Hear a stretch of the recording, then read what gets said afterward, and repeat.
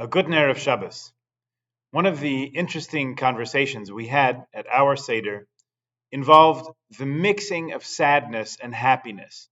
Without naming names, some parties were interested in focusing at least some of the attention on the hostages who, to the best of our knowledge at the time, were not able to celebrate the holiday of freedom as it's meant to be celebrated in joy with their families at the Seder table.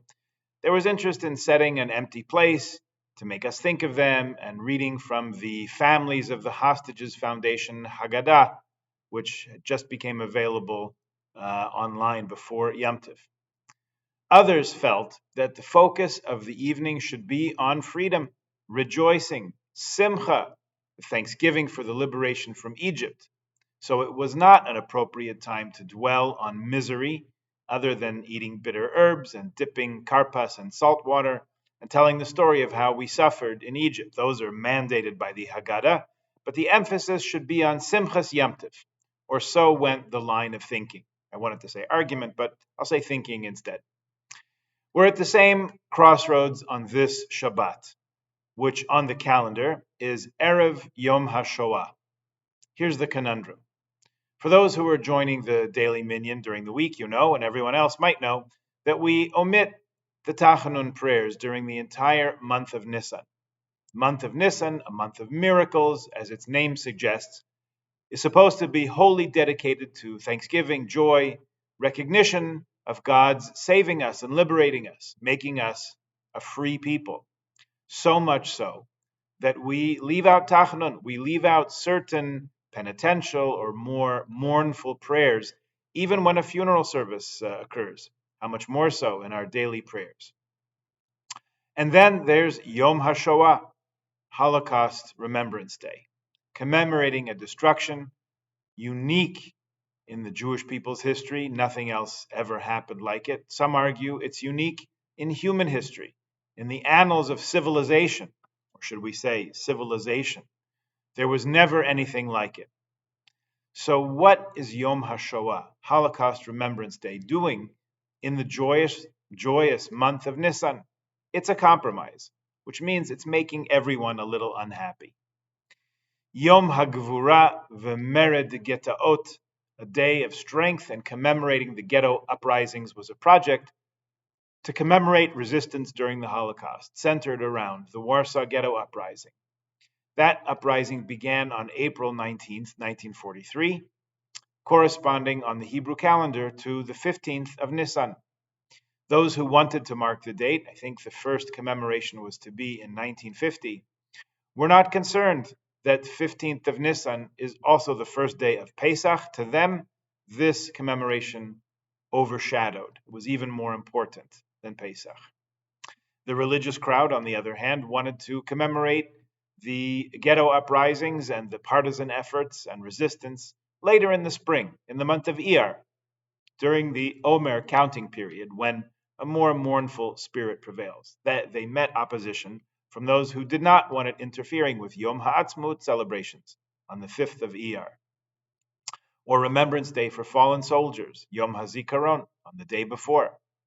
Thus we land on the 27th of Nisan, not the date of the ghetto uprising, but still in Nisan, not too close to Independence Day celebrations in Israel, truly a compromise that no one is fully comfortable with. Except for Israel, the US, and Canada, where the vast majority of Jews on the planet live, most countries that mark Holocaust remembrance do so on January 27th, International Holocaust Remembrance Day, as so designated by our good friends at the United Nations. We're clearly at a turning point in this year's Yom HaShoah. As we all know, a new awful record has been set for the worst killing of Jews in one day, last October 7th. Far more killed than the number of Israeli soldiers who fell in the 1956 and 1967 wars combined. And 7 months later, there are still hostages being held, which would be virtually unimaginable if it were anyone else's citizens. We've seen the protests on campus. We've seen the misguided attempts by governments at every level to understand both sides. We've all felt the upsurge in anti-Semitism and violence, even so near as the windows of our shul building right here. Let's reflect for just a moment on what we said earlier this week in our Yizkor prayers. There's a memorial prayer for those who were victims of the Holocaust, and the text we read was printed as, quote, those who were victims in the lands touched by the German enemy and its followers, end of quote.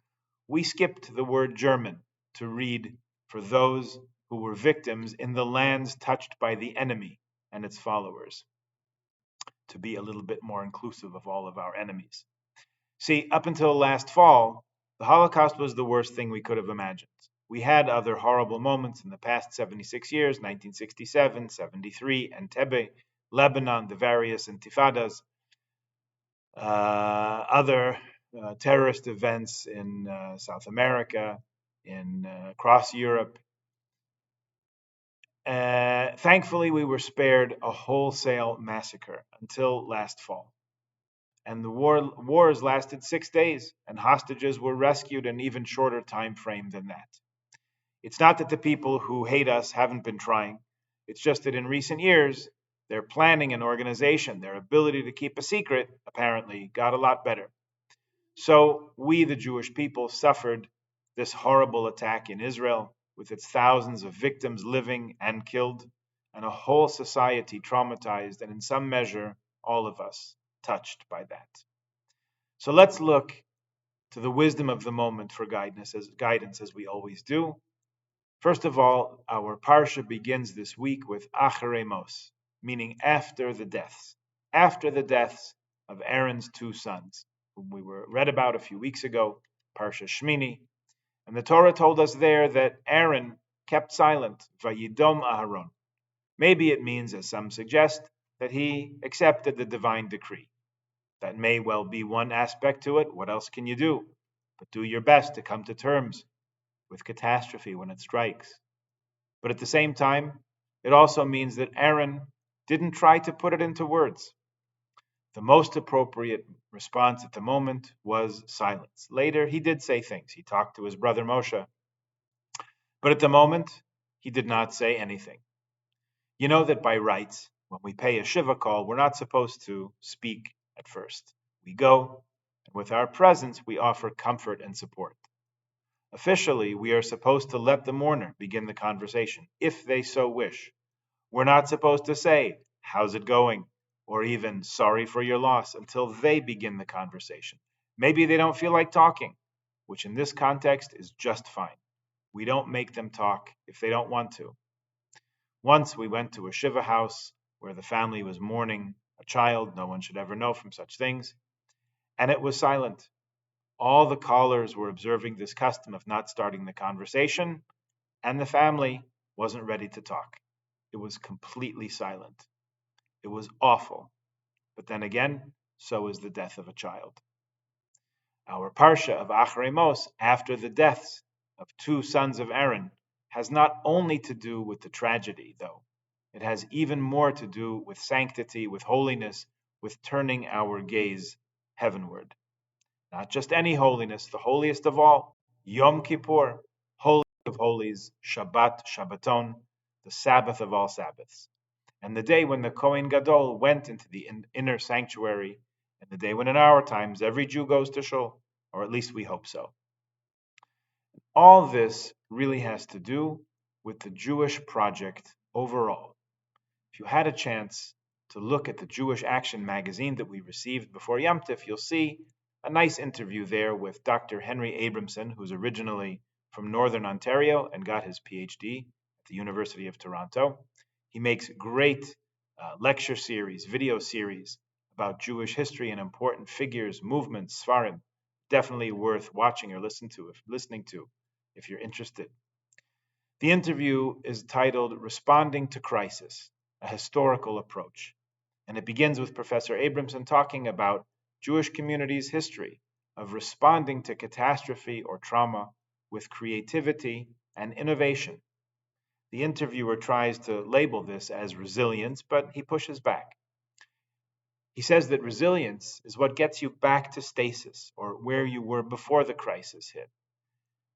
Abramson says that the Jewish people have a long history of responding to unusual challenges and finding creative and innovative ways to continue to live under changing circumstances in changing environments. Another element of the adaptivity is that we document everything methodically. So, really, we carry with us the accumulated wisdom of 3,000 years of adaptation and creativity and innovation that we can draw on. One critique of traditional Judaism is that we're unchanging, we're stuck in the past, unable to deal with modernity.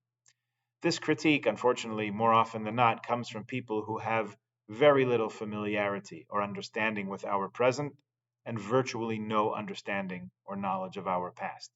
If they'd keep silent for a minute before bursting out into words, they would do a lot better. Someone wise once said, "Better to keep silent and be thought a fool than to speak and remove all doubt." This week we'll continue forward on our journey out of Egypt to true freedom, to Mount Sinai on Shavuot, and eventually home to the land of Israel.